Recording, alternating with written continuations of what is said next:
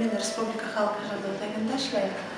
Һәм күп елдар фольклор, этнография, тарих менән кызыксынам.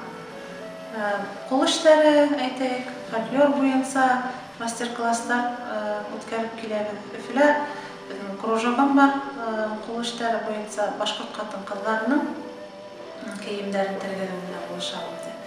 Тагыла без яшьләр менән, балалар менән төрле йырдар, биюләр, уеннар өйрәнәбез. Һәммәгез мин Хәмзә Кунакулова булам. Бүгенге көндә без Силәбелә мастер-класс үткәрдек, башкорт халык киеме.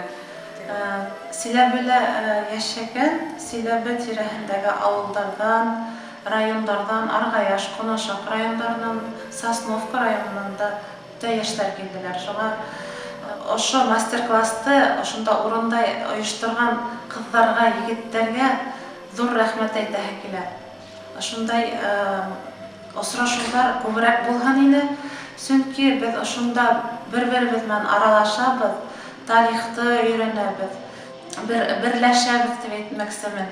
Бер-берең менән һөйләшеп, ошай аралашканда гына күп үзең өчен фәһем алаһың. Һәм менә миңа кыландырганы яшьләрнең безнең борынгы традицияларны кирнән тергеҙеү өсөн кызыксынгандары мине кыландыра. Без үзебезнең яктан уларга башкорт халык киеме тегеүен өйрәттек. Бу мастер-класста без тегенү менән генә булышмабыз, без һөйләшеп, аралашып утырабыз, үзебезнең башкорт телебездә йырдар өйрәнәбез, йолаларны һөйләйбез. Улар үзенең белгән нәмәләрне һөйләйләр инде. Һәм ошо икенче күрешүбез һуңгы булмас дип ышанабыз. Киләсәктә лә алыс араларны якынайтырга тырышабыз. Без безгә кунакка килеп йөрегез. Без бер милләт һәм без бергә булайык.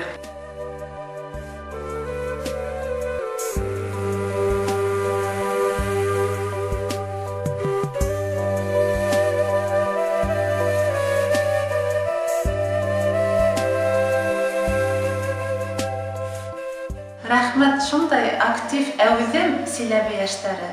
Безне сакырып, шундай матур итеп каршы алдылар. Кешеләр йыелган, бөтәһеләр үз теләктәрен белдереп, төрле һөнәр ияләре белән килделәр мастер-класска. Әйтәйек, Свердловскийда, Пермьдә яшәгән, Ырымбур әйтәйек, Хамар өлкәләре. Тагын әйтәһе килә инде, Мәскәүдә лә, Питерда да яшәгән безнең башкортлар, яшьләр бик күп. Әгәр сакыралар икән, без аларга да канатланып килеп җитәсәкбез. Силәбеләргә тагы ла уңышлар теләйм, һеҙгә зур рәхмәт. Гел шулай матур, күтәренке кәйефтәрҙе ошондай матур итеп ойоштороғоҙ. Алла бирһә һеҙгә, һәр берегеҙгә иҫәнлек, һаулыҡ теләп ҡалам. Рәхмәт.